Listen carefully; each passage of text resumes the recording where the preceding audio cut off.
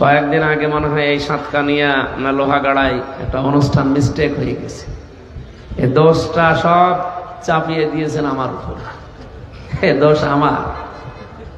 আমি কুষ্টিয়া থেকে 10 তারিখে এসে কক্সবাজার চট্টগ্রামে বসে আছি। আপনাদের মাহফিল ছিল 12 তারিখে, কাদের আমি জানি না। তারা তো যোগাযোগ অন্তত করবে, যার মাধ্যমে দাওয়াতটা নিয়েছিলেন সে ওয়াহেদ সাহেব যোগাযোগ করেছে, আপনারা রেসপন্স করেননি। এরপরে মঞ্চ সাহেব যে আমার আগে কথা বলছিল উনিও কল দিয়েছে, আপনারা সাড়া দেননি। তা আমার বাড়ি কোথায় কুষ্টিয়া, কোথায় চট্টগ্রাম, আমি কি আপনার বাড়ি ঘর চিনি? আর আন্দাজে যাবো কোথায়? এই জন্য সাপ বলছে, এটা মিডিয়াতে যাচ্ছে, আগামীতে বাংলাদেশে 64 জেলার 630টা থানা আছে। যে কোনো জায়গায় গেলে বাংলাদেশ জামাতে ইসলামের অন্তত জেলা আমির, জেলা সেক্রেটারি, থানা আমির, থানা সেক্রেটারি ছাড়া আমার মাহফিল নেবেন না। কারণ আমি সাংগঠনিক মানুষ, সাংগঠনিক তাফসির মাহফিলগুলোতে আমি গেলে আমার কাজ হবে।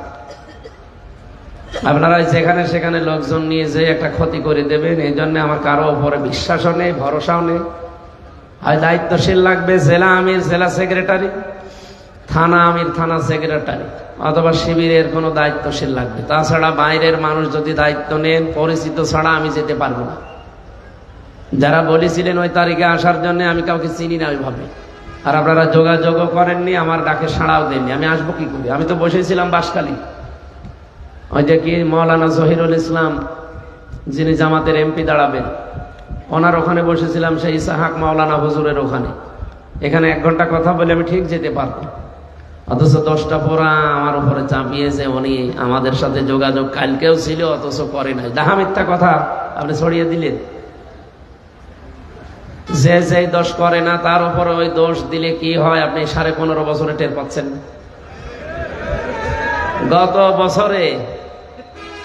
গত বছরে গতকালকের যে দিনটা গেল 14ই এপ্রিল, 1 বৈশাখ, এই দিবসে বাংলাদেশে পতিতদশা যারা রাজনীতিবিদ, ইসলাম নিয়ে যারা রাজনীতি করে, যারা আলেম ওলামা, তাদেরকে ফ্যাসিস্ট যারা, স্বৈরাচার যারা